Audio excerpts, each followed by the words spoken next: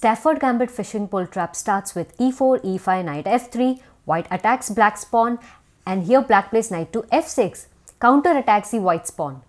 And I know what you're thinking now. Hey, this doesn't like a fishing pole trap, because in the fishing pole trap, black doesn't play knight to f6, he rather plays knight to c6. And then this bishop comes out, and then black gets this knight out, and then white castles, and then knight jumps to the g4 square, attacking this pawn. White gets uncomfortable, so he pushes this pawn forward, and then you sacrifice your knight by playing h5, and so on and so forth. So I know this is the typical setup of a fishing pole trap, but in Stafford Gambit fishing pole trap, you're gonna see a similar setup of the sacrifice, but in a new way. So let's go back. So here black counterattacks with knight to f6, and white here captures the e5 pawn. And now here the main line is d6 in order to kick this knight out. But since we have already sacrificed a pawn, that is why we want to focus our game in taking lead in development. That is why black plays knight to c6, developing another minor piece. And here white decides to take this knight, and here you will take back with your d pawn. And see how rapidly you are developing here, because you have opened up lines for both of your bishops, and your queen is ready to come out in the game whenever she wants to. And now here if white plays d3, then you can play bishop to c5, getting another minor piece out, eyeing the weak f2 pawn over here, since it's protected only by this king. And now here, since white is sensing some danger and he wants to get his king to safety, so that is why he'll quickly play bishop to e2, preparing to castle. And now you'll play h5, discouraging white to castle king side. The idea is, since black is ahead in development, he wants to quickly attack the white king. So he's discouraging white to castle king side. And if white wants to castle queen side, then it will take a lot of moves, because he has to get his queen out, this bishop out, this knight out, and then he'll be able to castle. But by the time white does all of these things, black would have already launched an attack on white.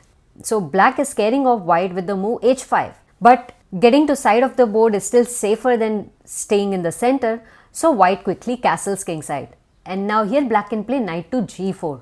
And now we are seeing a similar setup that we saw in the fishing pole trap. Black has established a knight on the g4, white has castle king side, and black is aiming at the weak h2 pawn. White might get very uncomfortable over here with this knight on g5, and that's why there are two possible moves that he might play in this scenario.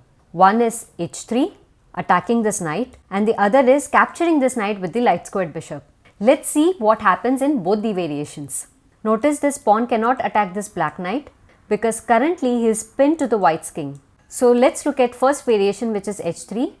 So if white attacks your knight with h3, then what should you do? Should you retrieve your knight back? Well, no. You will keep it there for sacrifice so as to open up lines for your rooks. And here now you will play queen to d6. The idea is you are now threatening checkmate on h2 square with the help of your knight. White can't let that happen, so he will capture your knight with his pawn. But that's a horrible mistake, because after pawn takes knight, pawn takes pawn, this checkmate on h2 is unavoidable, because both the rook and the queen have a strong attack on this point. Now what can white play here? He can try to block the queen's path by playing e5, but then you simply grab the pawn, and now bishop comes on h6 trying to stop, but is just simply sacrificing with no good results. So rook takes bishop, and now rook might come to e1, making some space for the king, but now queen h2 check, king moves to f1, and now queen h1 is a checkmate. So this is the Stafford Gambit fishing pole trap. Let's go back and look at another possibility.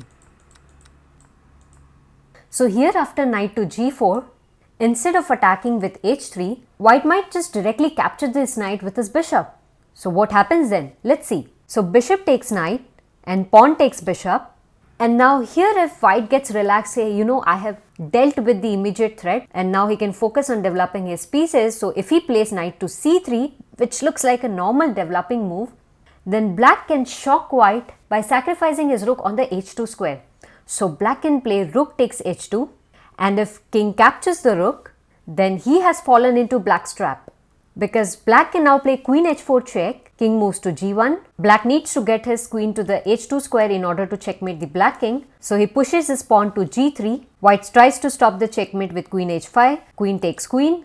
And now rook to e1, making space for the white king. But now here black can play g takes f2 check, 4 king white's pieces. King goes to f1 and now queen h1 check, king goes to e2, queen takes e1 check, king goes to f3 and now f1 pawn promotes into a queen or a rook and ends the game. Let's go back and look at another possibility. So after knight g4 and h3, you play queen to d6 and now since white knows that none of these moves are favoring him, so he might play g3, trying to block this diagonal for the queen. But here black can play queen takes g3 check. Notice this pawn cannot capture this queen because he is currently pinned to the white king. So the king moves to h1 and queen h2 is a checkmate. Let's go back and look at a fourth possibility. So since g3 is also not working, white might play bishop f4, attacking the queen while sacrificing his own bishop. So here black can easily take that bishop and now white can eat that knight on g4 with his bishop and now pawn takes bishop and here again white cannot take this pawn with his pawn, otherwise he'll get mated on the h2 square. So white here will play d4, attacking this bishop as well as blocking this diagonal for the bishop. But here instead of trying to save this bishop, black can go aggressive and try to open up this line where he can checkmate white's king. So he will play pawn takes pawn, white cannot take this pawn, otherwise he'll get mated very soon. So let's go back. So white will play queen to f3, trying to guard his king side, but now black can here play h2 check, king goes to h1 and now queen takes queen, pawn takes queen, bishop takes pawn and we have reached a position where black is up in material by 4 points. White's king side is completely shattered and he's open and vulnerable to attack. Both of these reasons are enough and makes it an easy win for black. Let's go back and look at another possibility in this variation. So since this move is also not working for white, white might try playing e5, blocking this line for the queen. So here if you capture back with your queen, then don't forget that you have gotten your pieces in the same line and this rook might come anytime over here. So with that idea, white will capture the knight with his bishop, opening up the line for his rook, and if you are not cautious and make the mistake of capturing this bishop with your pawn, then white will play rook e1, pinning the queen to the king and you will eventually lose your queen and subsequently the game. So let's go back. So from here, after this bishop captures this knight, you cannot capture back with your pawn. So after this move, you should capture back with your bishop. The idea is now you are attacking white's queen. If here now white plays rook to e1, then you can capture white's queen.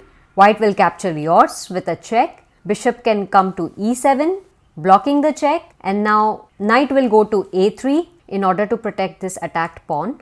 King goes to f8. White can try a tactical shot over here. Rook takes e7, king takes e7, and now bishop g5 check. The idea of that exchange sacrifice was to reveal a discovered attack on this bishop over here.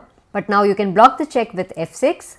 Bishop goes to e3 and now you can't really save this bishop over here because he's getting captured everywhere. Yes, definitely he can come on this place, but after he comes on the e2 square, white will simply play rook to e1, attacking this bishop one more time and then the bishop is trapped.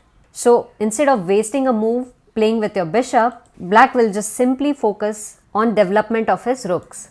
Now let's go back and look at the second variation. So after knight to g4, instead of playing h3, white might just capture this knight directly with his bishop.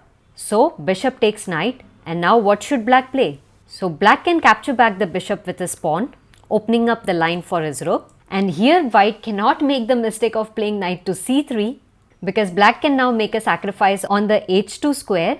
If king takes h2, then you already know that this would be a checkmate. We have already seen this variation earlier. Right? So let's go back. So after this rook sacrifice, so if white doesn't capture this rook but instead plays g3, trying to block the path for this queen, so now you can play rook to h3, attacking this pawn over here because it's no longer defended by this pawn because it's pinned to the white's king. So king will move to g2 in order to protect this pawn. And now you can play bishop to e6, developing another piece. And now black will play bishop to f4, guarding this point one more time and activating his minor piece. Queen goes to d4, creating a battery on this diagonal and putting more pressure on this pawn.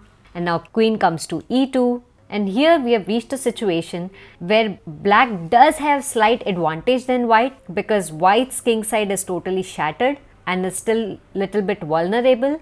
Also, black has more active pieces in the play and black has the initiative, so he does have some advantage, but this situation can be well managed by white. So let's go back. So now we have already seen what happens when white plays h3 or when white captures this knight with his bishop. So let's just go back one move and let's assume that white here is a player who is aware of this Stafford Gambit fishing pole trap, and he knows that you're going to bring your knight to this g5 square. So here, instead of castling, what if he proactively plays h3, stopping this knight to come on this square? Then here you can continue with your plan by playing queen to d6, and now if white castles, then you have another interesting shot over here, and that is bishop takes h3, sacrificing your bishop over here. If pawn takes the bishop, then this is not a good move, because queen can come to g3 and give a check.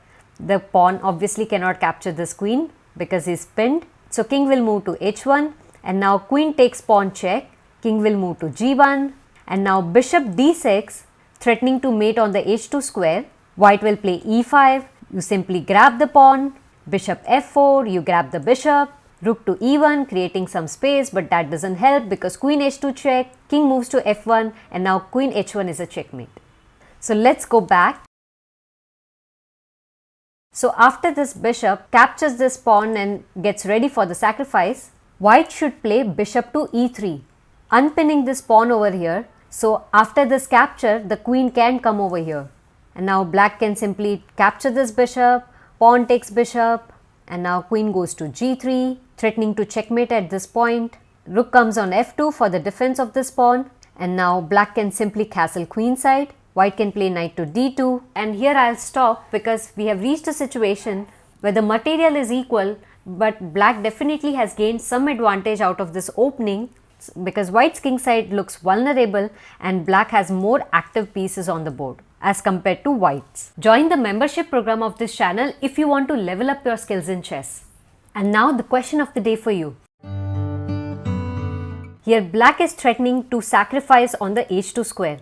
So what should white play? Should he play knight to c3 or should he play bishop to f4? Let me know your answers in the comments box and I'll see you in the next video. Do not forget to like this video and do subscribe to my channel because it really motivates me to make such amazing content for you.